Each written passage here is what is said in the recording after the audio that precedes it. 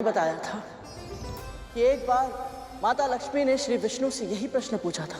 प्रभु विष्णु ने उन्हें एक दृश्य दिखाया जिसमें एक गाय दलदल में फंसी हुई थी। एक चोर को उधर से जाना था। वो चोर वो गाय के ऊपर पांव रखकर दलदल पार करके चला गया और उस दिन उस चोर को 4 स्वर्ण मुद्राएं मिली। फिर कुछ ही समय बाद वहां से एक निर्धन वृद्ध ब्राह्मण निकले। गाय को मृत्यु के मुंह में देखकर उनसे सहा नहीं गया। अशक्त होने के बाद भी उन्होंने अपना पूरा बल लगाया और एक रस्सी की सहायता से उस गाय की प्राण रक्षा कर ली। पर इस प्रयास से वो स्वयं नीचे गिर गए और उनके घुटनों में चोट लग गई। पर ऐसा क्यों? जिसने बुरा कर्म किया उसे पारिश्रमिक मिला और जिसने अच्छे कर्म किए उसे दंड। माता लक्ष्मी ने भी प्रभु विष्णु से यही प्रश्न किया। तब प्रभु विष्णु ने बताया कि उस दिन उस चोर के भाग्य में बहुत अधिक स्वर्ण था, पर कुकर्म के कारण उसे केवल 4 मुद्राएं मिली और दूसरी ओर उन ब्राह्मण के भाग्य में मृत्यु थी।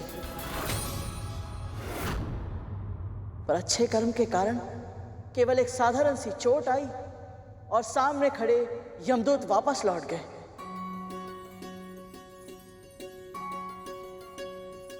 गरुड़, तुमने हमारे सभी प्रश्नों के सटीक उत्तर दिए।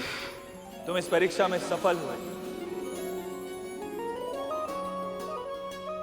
हम तुमसे अति प्रसन्न हैं और वरदान देना चाहता हूं। बोलो, तुम्हारे हृदय की सबसे प्रबल इच्छा क्या है? खा ले, खा लेना।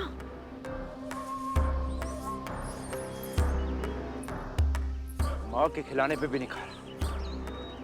कितना हट्टी है ये।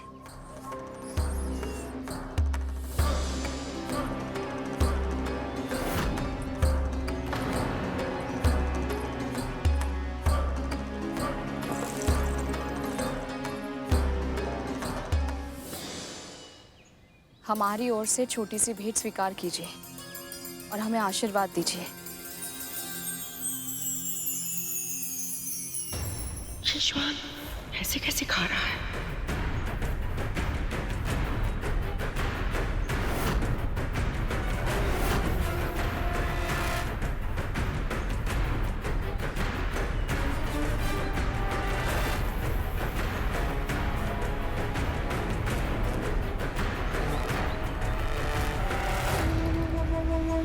ये तो खाने लगा।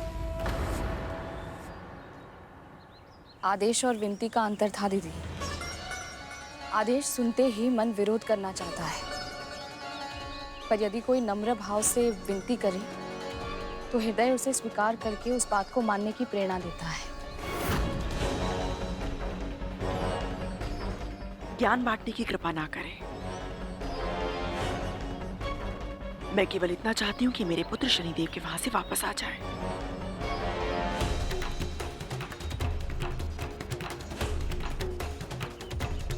श्वान ने सारे दही चावल समाप्त कर लिए। अब अवश्य ही शनिदेव कृपा करेंगे। अब सब ठीक होगा।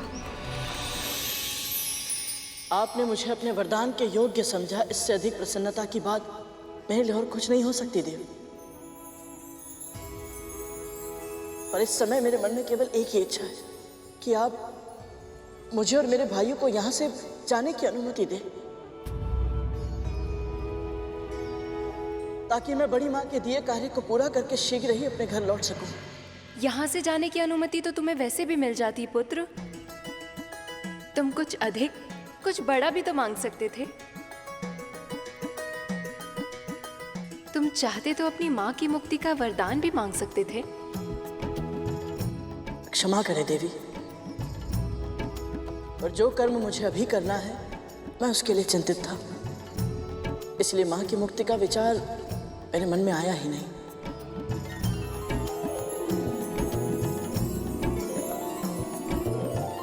गरुड़, तुमने एक बार फिर हमें अपनी कर्तव्य निष्ठा से प्रभावित किया।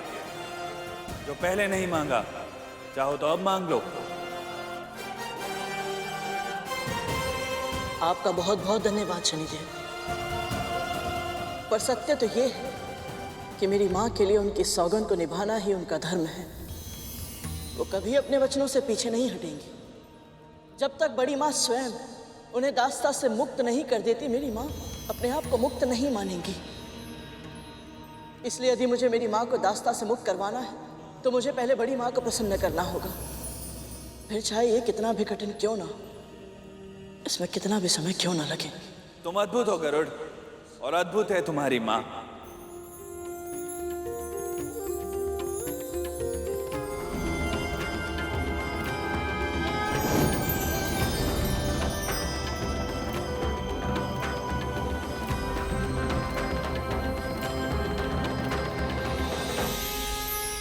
धूमल, मैं तो ठीक हूँ। मैं भी। आपने हमें जीवन दान दिया। आपका बहुत बहुत धन्यवाद प्रभु। धन्यवाद अपने भाई गरुड़ को दो, इसी ने तुम सबके प्राणों की रक्षा की है। धन्यवाद गरुड़।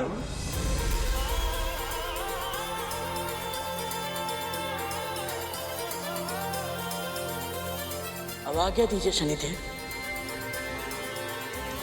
तुम्हारी यात्रा निर्विघ्न पूरी हो गरुड़। तुम अपने सभी प्रयासों में सफल हो। मेरा प्रणाम स्वीकार करें देवी।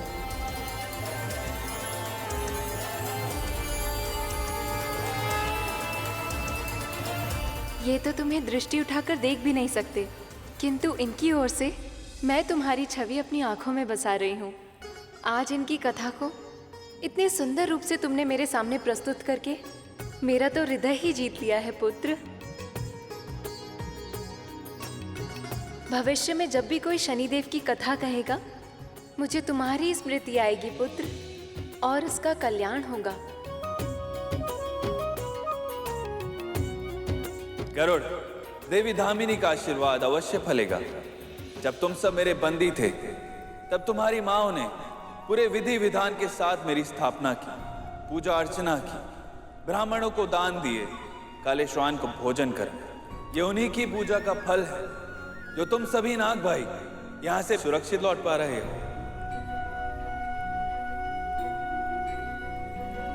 इस संसार में जब जब कोई माँ अपनी संतान की राशि से मेरी दृष्टि के प्रकोप को हटाने के लिए अच्छे कर्म करेंगी, तो मैं उसका फल उस माँ और उनकी संतान को अवश्य दूंगा।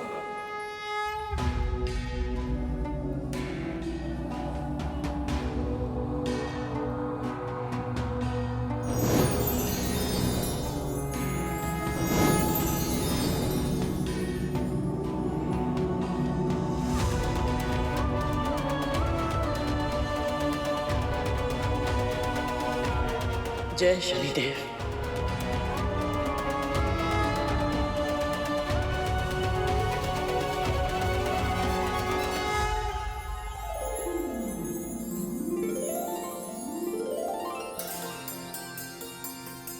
थोड़ा और लीजिए बाबा।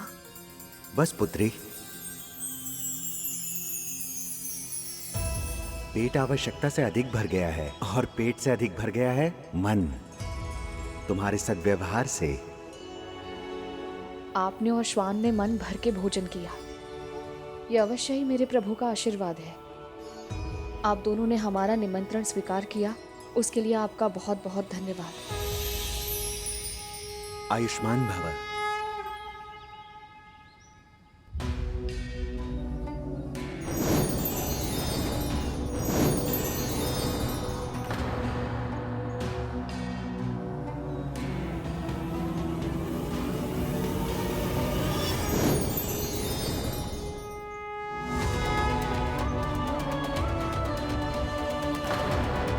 शनिदेव,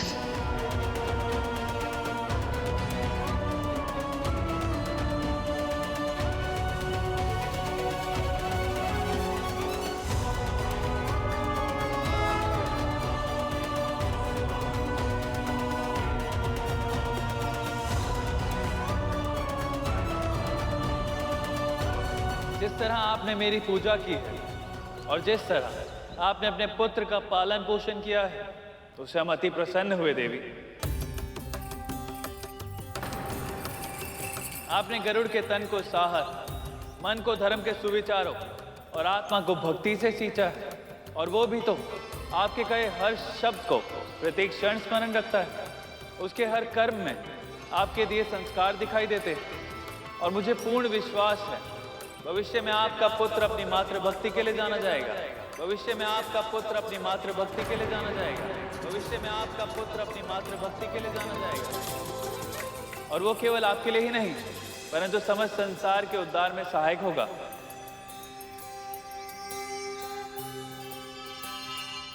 विरोधाभास देखिए देवी कद्रू, आपके पुत्र असभ्य पशुओं के समान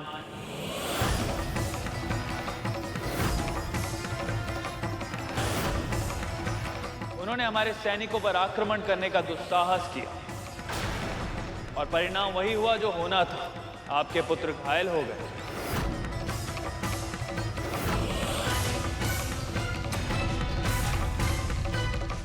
पर आप चिंता मत कीजिए, आपके पुत्रों की पीड़ा भी गरुड़ ने हर ली। जब मैंने उससे वरदान मांगने को कहा तो उसने स्वयं की चिंता ना करते हुए अपने नाग भाइयों की सुरक्षा मांग ली। ऐसा है उसका व्यक्तित्व। इसका अर्थ है मेरे पुत्र सुरक्षित हैं। हाँ, अभी तक तो सुरक्षित है और शीघ्र ही आपके पास लौटेंगे भी। परंतु यहां मैं आपको चेतावनी देने आया हूं देवी कद्रू। जो बीज आज आप बोएंगी कल वही वृक्ष बनेगा और अभी भी समय है देवी कद्रू। देवी विंता और उनके पुत्र को कष्ट देने का पाप मत कीजिए। कहीं ऐसा ना हो कि आपके ही षड्यंत्रों की ज्वाला आपके सुख को जला के भस्म कर दे।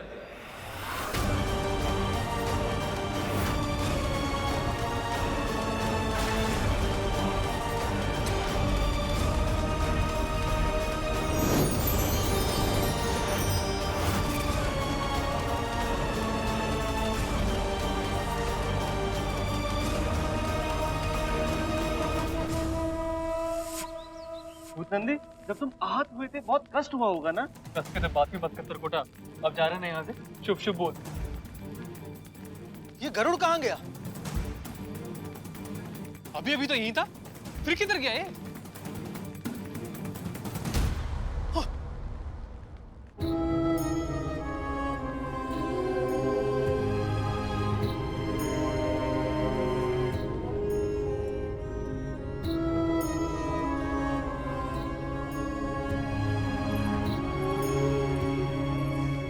मेरे होते हुए भी आप सबको घाव लग गए।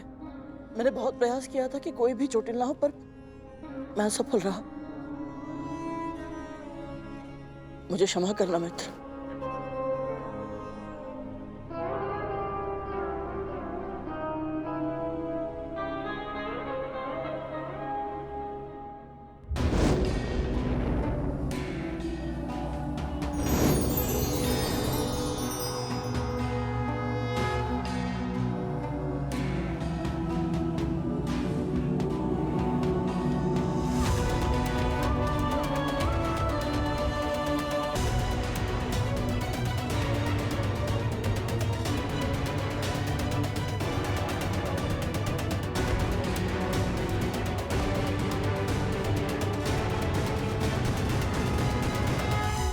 जो प्राणी विशेष नहीं होते, महत्वपूर्ण पदों पर आसीन नहीं होते, जो संसार में सबकी आंखों के सामने होते परंतु अधिकतर किसी को दिखाई नहीं देते, ऐसे साधारण जनों की सेवा कर तुमने मेरे हृदय में एक विशेष स्थान प्राप्त किया है गरुड़। इसलिए मैं तुम्हें एक वरदान और देना चाहता हूं। आज से मेरी वक्र दृष्टि तुम पर कभी नहीं पड़ेगी।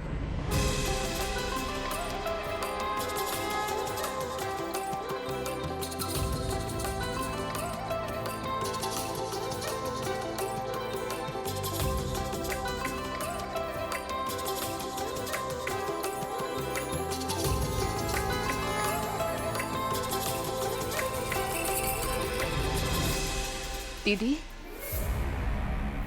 हमारे पुत्र स्वस्थ हैं, सुरक्षित हैं और शीघ्र ही हमारे पास लौट कर आ रहे हैं।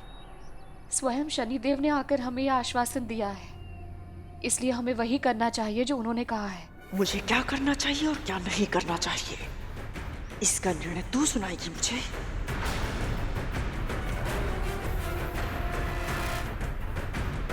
अपना स्थान मत भूल दासी। शनिदेव ने तेरे पुत्र की प्रशंसा क्या कर दी, तेरी जीवा इतनी लंबी हो गई कि तो अब मुझे समझाने लगी है।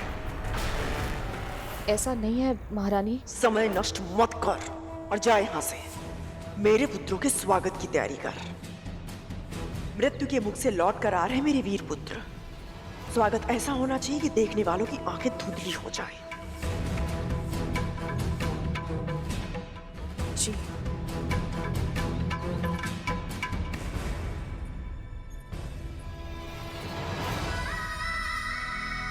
स्वयं शनिदेव ने समझाया, पर उनके वचनों को भी अनसुना कर दिया दीदी ने।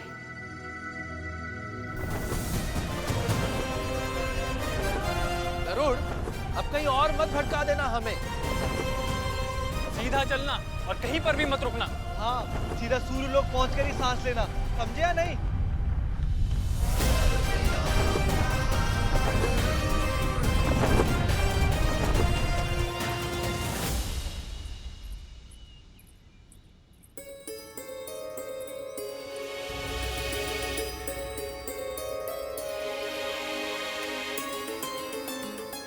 ये प्रसाद के पेड़े यहाँ कैसे हैं?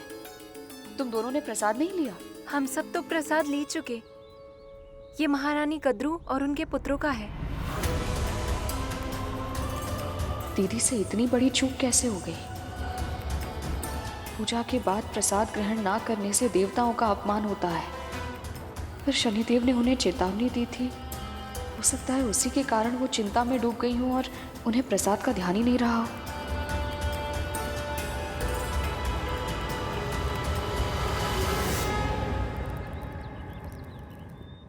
हे शनिदेव, दीदी और उनके पुत्रों से अनजाने में ये भूल हुई है।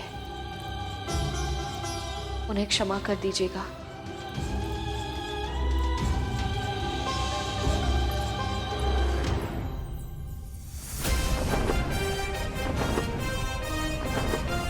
बेकार ही इतना भय लग रहा था हमें।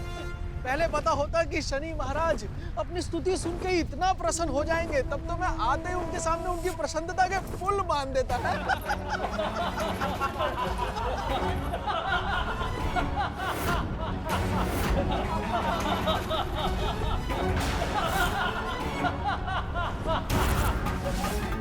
ये अन्य ग्रहों से कितना भिन्न दिखता है। अभी तो इसके पिता ने सौर मंडल में इतना अधिक दूर स्थान दिया है इसे।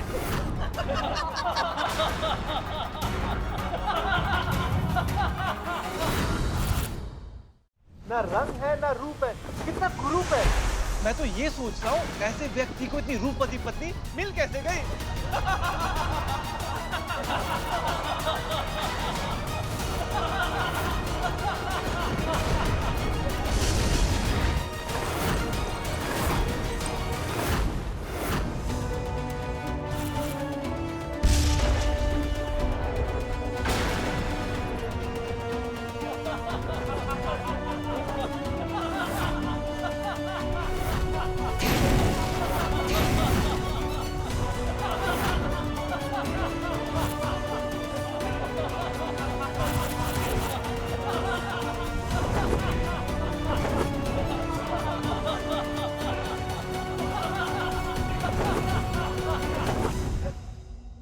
इतनी बड़ी धृष्टता। मैंने तुम सब नागों को क्षमा किया, यहाँ से सुरक्षित जाने का अवसर प्रदान किया, परंतु तुम सब नाग मेरी दया के योग्य नहीं, और अब तुम्हारी मां को कष्ट सहना होगा और तुम्हें भोगना होगा मेरा दंड, और तुम्हें भोगना होगा